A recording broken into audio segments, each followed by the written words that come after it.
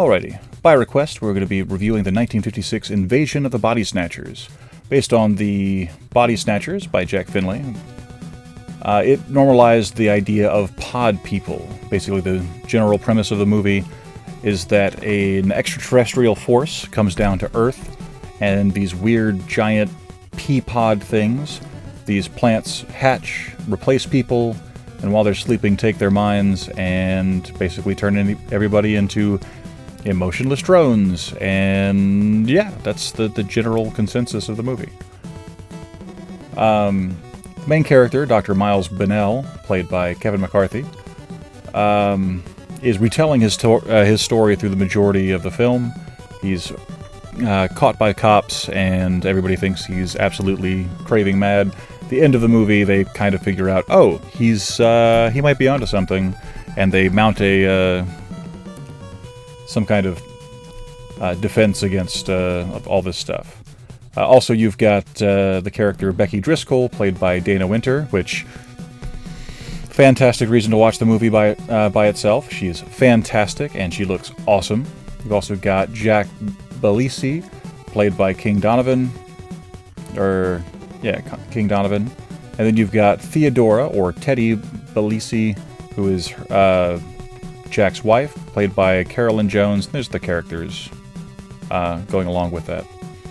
That being said, the movie generally has a lot of weird takes. People kind of identify it as this dichotomy between collectivism and individualism.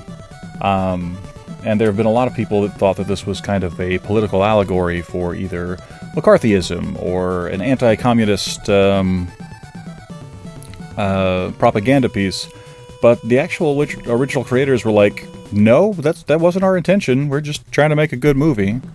And I can kind of see why everybody sees it in all ways. Like, this definitely felt like, you know, the aliens or the replacement pod people, NPCs, whatever you want to call them, were, you know, oh yeah, we don't feel, we don't love. Everything's so much simpler when you don't have to think. And it's like, that's kind of terrifying when you think about it. And the idea that you don't have any passions, you don't have any concerns, you don't have any, you know, real motivation to live. It's like, yeah, there's negatives to, you know, not having that stuff. Like, or there's positives, I guess. Like, hey, you're not going to get hurt. You're not going to worry about, you know, like, yeah, you won't be able to love, but you also won't be able to be heartbroken. It's like, I don't know. The whole reason that something is good or bad is because you have its opposite to be able to bounce off of. So the individual in Dr. Bennell is absolutely, you know, the character you're rooting for, because the entire idea generally, and I guess because this is a very American movie, the idea of American exceptionalism is the idea that the individual is the most important thing. You know, we are responsible for our own actions and should be judged by those actions.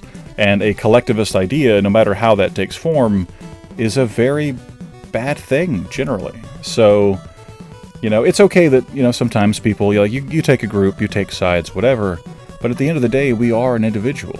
And this movie kind of exemplifies why that is so important, why being just another face of the crowd is so bad. And yeah, it's pretty damn cool. I really enjoyed this movie, and I have to thank you, DL Upsall, who requested this movie and requested 2 more that we'll be doing in the next couple weeks. This was a really good choice. I appreciate it, and thank you. That being said, if you want to check out this movie, it is available for streaming on Prime and a ton of other places, so it's pretty readily available if you wanted to check it out for yourself. Well worth it. I think in 1994 it was put up as one of the greatest films of all time, which I can see why I got that. So if you want to check it out, it's well worth a watch, even though it's black and white. It's about 80 minutes long and very direct, very to the point. Certainly is a product of its time. There's no fluff. The characters are, I wouldn't say one-dimensional or two-dimensional, but we don't get to see enough of them to be able to kind of get a good handle on who they are. We're just seeing like a couple of days of the life of a couple of people. So to them everything's fleshed out, but we have such a short period to actually know them that, you know, we're not. I didn't feel super like comfortable with these characters, but they were generally likable. So anyway, that'll do it for this review. I know this was kind of different than normal, but if you liked this, let me know. I can do more freeform stuff like this with less of a scripted elements, just kind of notes for me to go off of. But if you did like this video, please share, like, and subscribe, all that good stuff. Let me know how you think I'm doing. Request new things in the future, because I will be taking requests just like this one was. New reviews will be coming up at least twice a week. This is a kind of an exception because this was a requested video, so if I have requested videos, they should be coming up on Fridays. Otherwise, tomorrow we'll be doing a review of It Chapter 2, so check that out if you want to see it. Again, let me know how I'm doing, and until next time, make sure you check up on your friends, your family, make sure everybody's doing all right, and we will see you at the movies. Take care, guys.